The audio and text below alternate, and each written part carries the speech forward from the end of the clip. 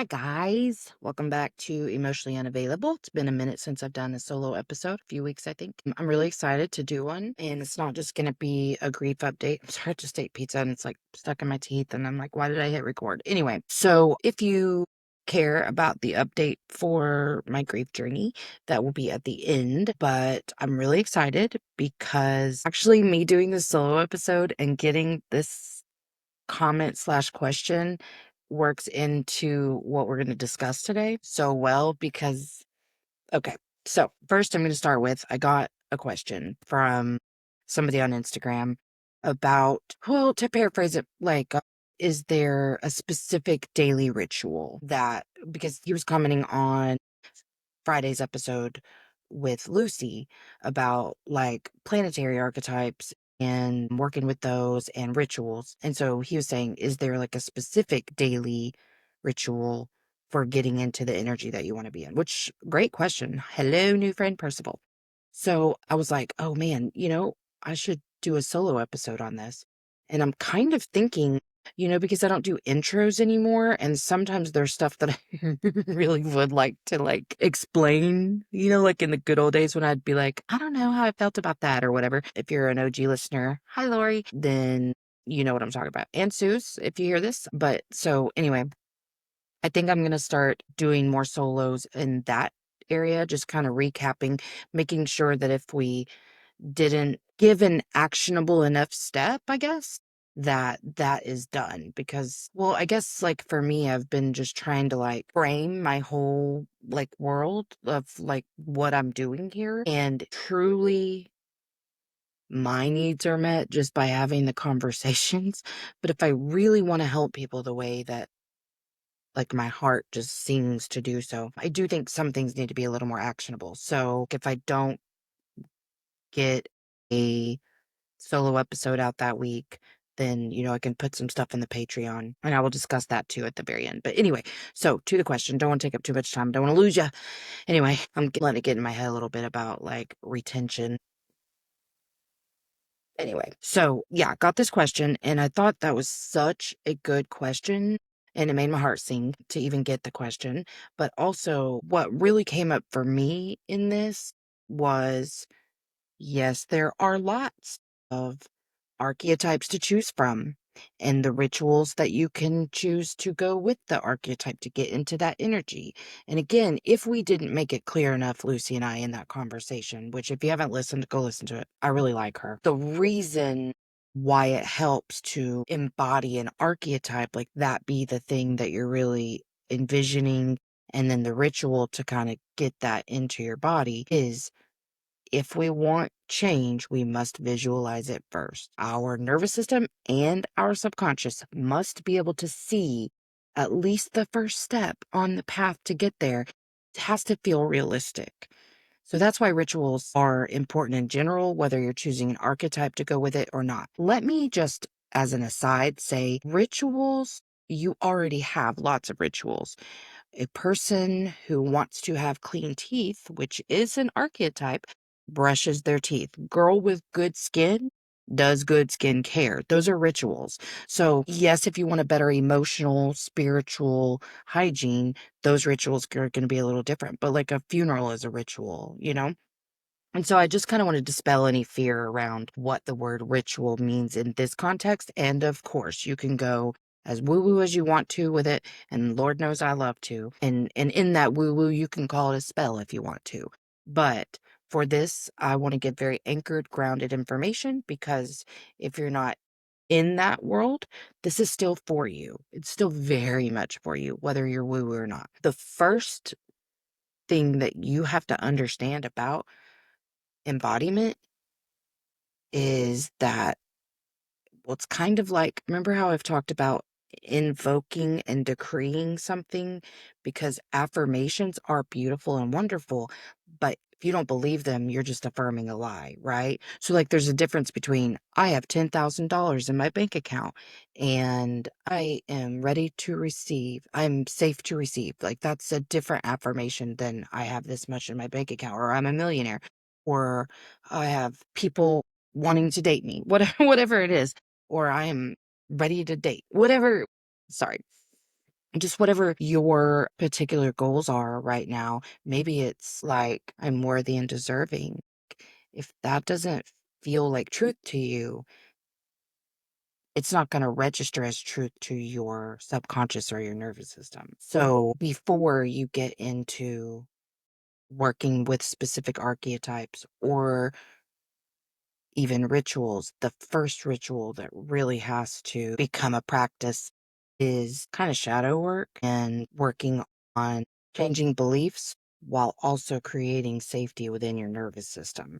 So the number one ritual that you should be doing every single day, which we'll get to like a very like actionable step on that, but is nervous system work, safety, creating safety in your nervous system, which requires presence. So backing up to that, your rituals should start with being present, being grounded, being where your feet are in the moment, not dissociated. And that's why, you know, working with archetypes can become kind of an avoidant behavior if you're not grounded because I mean, I remember doing future self journaling and living in the archetype world like because my I love one of my favorite archetypes which I did say on the episode with Lucy is the tarot card the Empress. Like she is the divine feminine. She doesn't chase, she attracts, she is empowered, she's embodied. And so I would, stand in the mirror. I don't chase, I attract. I am a magnet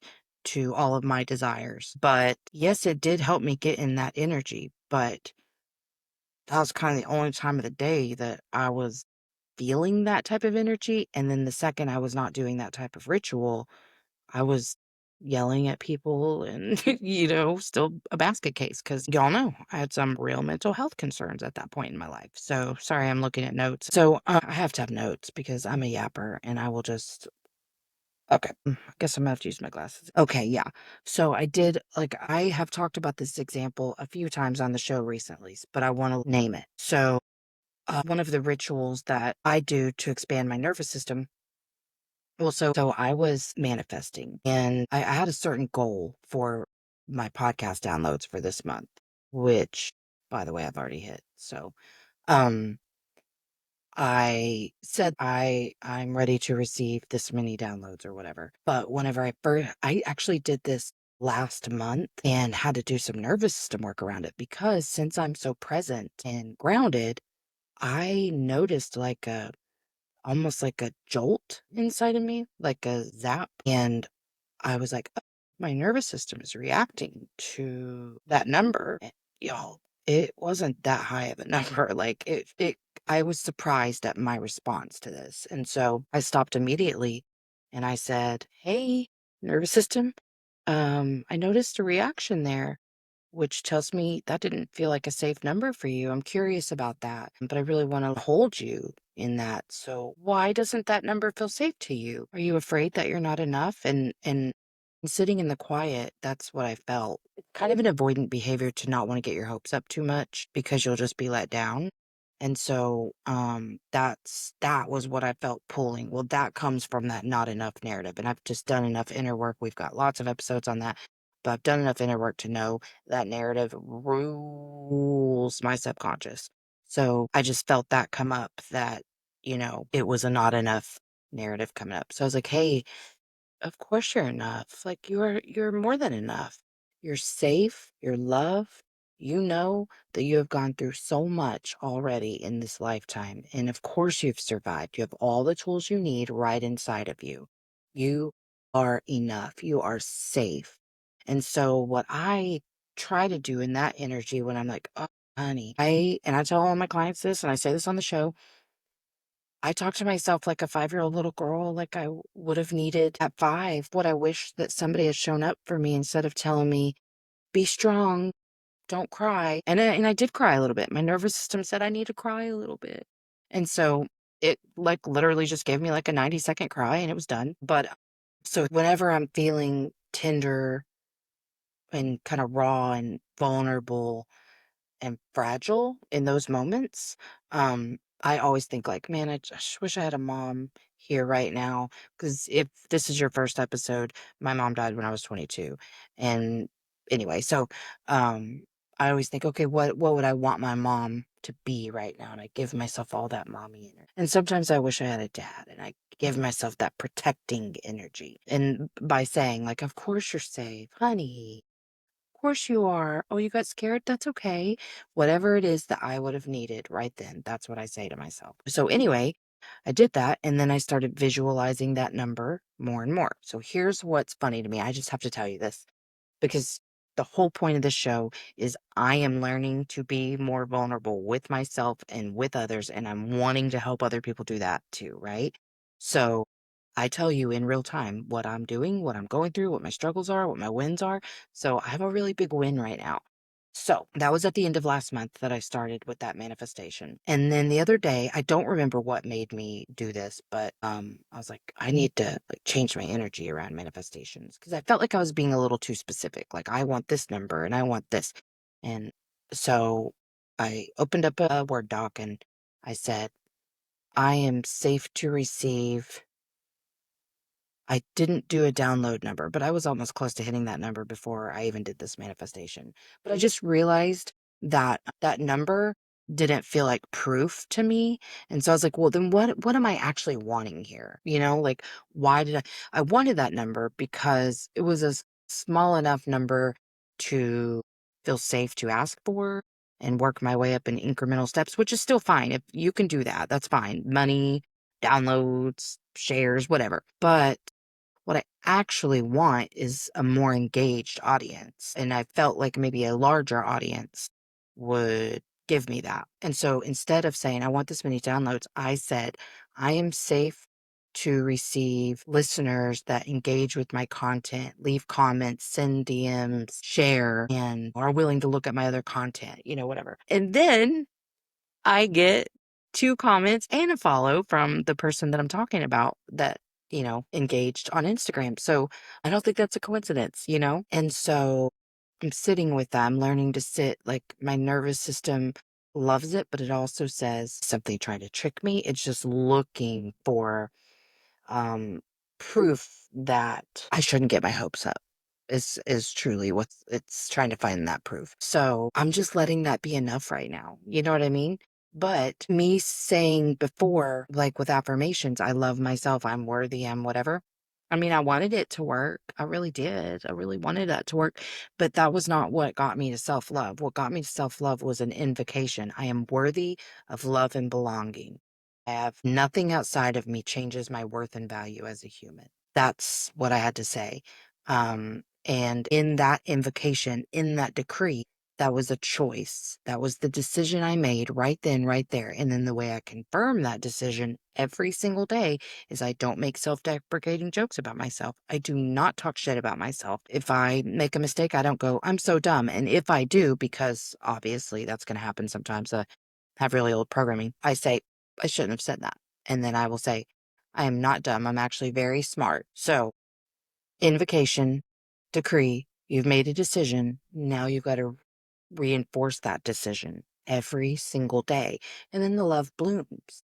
So, for nervous system work, you have to make the decision I am safe, and I'm going to teach my nervous system and my subconscious that I am safe to believe that I co create this reality, that if we want to anchor it in psychological terms, that my subconscious is so strong that it will make me act in the conscious to reinforce what my inner world thinks. So all those beliefs that I have about myself that I'm not even aware of, I will act those out in my daily life to make my outer world match my inner world. So if I have a belief that I'm not enough, what I will do is not try new things. I will not try to make new friends. I will not ask someone out. I mean, I'm married, but you know what I'm saying. Um, and it will reconfirm that belief over and over and over, even though in the conscious belief, maybe I think I believe men ain't shit or all men cheat. So I can't trust men, or women are backstabbing bitches, so I can't trust friends. Like I can't make friends because women suck. You know what I mean? So there's all kinds of subconscious beliefs that will make us believe something in the conscious that is not true, all to confirm that subconscious belief. And it's just self sabotage. If we were to take it back to The Finding Peace workbook, he works within those archetypes of shame. That was my first entryway into archetypes, and I personally really liked it. But let's see, which archetype is it? The rebel. The rebel who says, fuck it, do those drugs, eat those dozen donuts, call into work today. Whatever it is that the rebel is enacting you to do, it is an archetype of shame because that shame is is what's compounding all those subconscious narratives. So, I feel like we've lost the plot a little bit here. Anyway, so my point is, if you want actual daily rituals, you have to do nervous system work. So that looks like being present, being grounded first and foremost. So the first thing I recommend to all my clients to do for that is set an alarm for 3 times a day. And if you only do it once, even, we'll call that a win, okay? But set an alarm for 3 times a day and just for 15 seconds, 2 or 3 deep belly breaths with your hand on your stomach so you could feel the rise and fall of your belly, because that's a somatic exercise. You are connected with the body and you're literally just noticing what's happening inside of your body. Is my tummy growling? Is it rumbling? Am I gassy? Do I feel any tingles anywhere? Is anything numb? Is there sharp pain anywhere? Are my neck and shoulders like tense, tight? Does that hurt? That's all you have to do. A few times a day. Set your alarm. Do that a few times a day, and you start to come back to this moment. You're not off in la la land. You're not fighting with someone in your head. You're not overthinking your to do list. You're here where your feet are. So that's number one. The other thing is, if you brush your teeth every single morning, as you're doing that, name the steps. I am grabbing out loud. I'm grabbing my toothpaste. I'm putting toothpaste on my toothbrush. I wet mine, so I'm running the toothbrush under the water, brushing my teeth. Do that every morning. That's how you start to create a practice of mindfulness. And mindfulness is the first step to nervous system awareness and safety. Because if you are operating on autopilot, which is from your subconscious, it is all that shitty programming that is at the wheel. The I'm too much and not enough. The weight of the world's on my shoulders and no one to help me carry it. I'm a fundamental fuck up, and at my core, I'm pretty sure I'm fundamentally unlovable.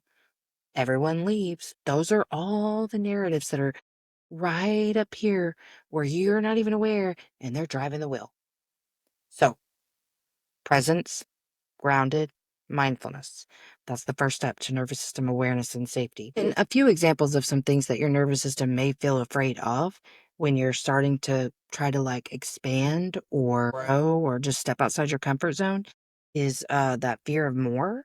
I remember that when I very first started the podcast, I was very afraid of it being successful because I had a very proven track record of starting things and getting them to a point of success. I did not always have a great track record of sustaining that success. So there was a part of me that's like, well, what if I do all this and everyone knows I've done it and then I just quit? Because, like, I can't even think of any great examples other than dieting, but like you do all these things publicly and you get all this public validation for it, and then, you quit it for whatever reason. And I don't know, it's embarrassing. You know what I mean? Now I work through that stuff, but that was a real fear of mine. And I understood then what the fear of success was.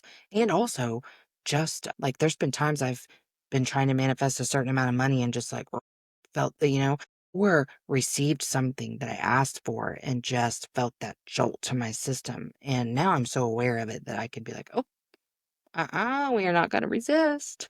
So, and resistance comes up in all kinds of forms. So, but then another fear that's coming up is like, I'm ready. If I was saying I'm safe to be seen, I remember saying that, but not really believing it. So, like in my system, I could feel the resistance to like, am I safe to be seen? Like, if I start posting clips of myself and whatever, like, oh my gosh, am I going to be able to withstand the judgment? And like, people on the internet are mean sometimes. Like, am I going to be able to deal with that? Yeah, I can deal with that. I mean, I'm not gonna sit here and act like rude stuff doesn't bother me because it does, but like it's fine. Like I get over it. So, but that was a practice. Like, hey, you are safe to be seen. You do not have to water yourself down for anyone. You can take up as much space as you need. You are worthy of taking up as much space as you need. But I had to like really connect with my body to do that. I had to be present. I had to see that I was afraid and then calm the fear with love and nurturing, not like the shit talk that some of these, I'll just call them influencers. Some of these people that I've seen give advice, I'm like, yeah, that's just shaming someone. You don't want to shit talk yourself. And also, it's best to not resist what's coming up naturally. Notice it and be like, oh, I notice you're afraid. And that's okay. Name it. I'm afraid of that, actually. Why? Why am I afraid of it? I don't know. We could figure that out later. I'm afraid of it. And I know the truth is I'm enough. I'm enough for whatever it is I'm asking for. And then I like to do shadow work. That's why all of my workbooks include shadow work prompts because it just, sitting with yourself quietly and asking yourself questions, not too many because we're so good at intellectualizing things. But like one question is, if I actually allowed myself to receive more, what am I afraid would happen next? And I think for me, when I ask myself that question, um, the real fear is always the same thing. What if I receive and think things are gonna be better and I get my hopes all up and just to have my dreams crushed? So it's always like the same thing. I'm afraid of getting my hopes up. I want to quit before I start because that's easier than believing and then having my dreams crushed. That is the thing that I have to work through all the time. And then what did I learn when I was growing up about people who took up space or were fully seen? I'll tell you, I was taught they were egotistical, they bragged too much, they're needy, they're sensitive, nothing positive. So I believed I was those things if I made my needs known, if I spoke my beliefs. I mean, that's why I was such a chameleon. I wouldn't tell people how I really felt about stuff. I would just, oh yeah, yeah, yeah. And just I could I could go along with what anybody said with some really educated talking points and even. And then the idea of the coddling yourself, that's, a version of reparenting. And what a parent needs to give you in that moment is not pushing, it's accepting, noticing. Like, we're not trying to fix anything. It's just staying with it, staying with what we're feeling. Oh, I'm noticing that really scared you. That felt really unsafe. Noticing that, feel afraid. Okay. Well, you're allowed to. You're allowed to feel afraid. You see what I'm saying? And then, but do you want me to offer you the truth? And you know what? Sometimes your nervous system's going to say no to that. Sit with that. Like, oh, you're not ready. Okay. Okay. Let me just hug you then. I give myself hugs. I use weighted blankets. I take a shower. You know, again, like for nervous system regulation, you got to hit the physical needs first. Have you eaten? Are you tired? Do you need water? Do you need some like self care, like shower, face wash, brush your teeth, that kind of thing? And so those are really important things. So to tie this all up in a pretty little bow, yes, daily rituals count, but I would say do your nervous system work first or alongside. I'm not saying get very structured about it. But if you're going to do archetype work and you're going to do, rituals within that archetype, make sure you're preparing your nervous system. Because when you get into that energy, your nervous system's going to revolt because that doesn't feel safe. Because you will get into the energy. Like when I get into that divine feminine energy, I'm like, or like if you do the Superman pose, like, yeah, I'm a badass. I got this. Well, there was a time that like I wasn't even aware that my nervous system was responding negatively to it, but it was. So make sure your number one daily practice is the nervous system work. And like I said, check the show notes. I'm going to include a couple links if you want some help with archetypes, like picking one and then some rituals within that. But for myself, I really like the one who receives. And so I'm just doing the manifesting and I'm safe to receive. And so one of my manifestation was more engagement with my content. So excited for that.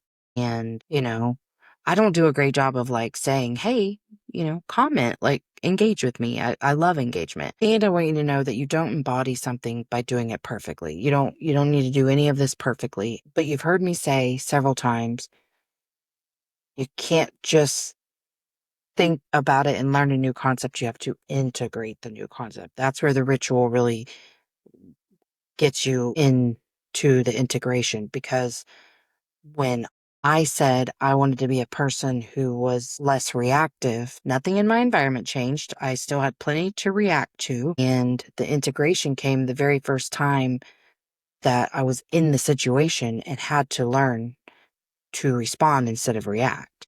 And so I had to take that first step. That's true integration. The rituals help you to see what that energy would look like, help you visualize a time that you might need to respond differently.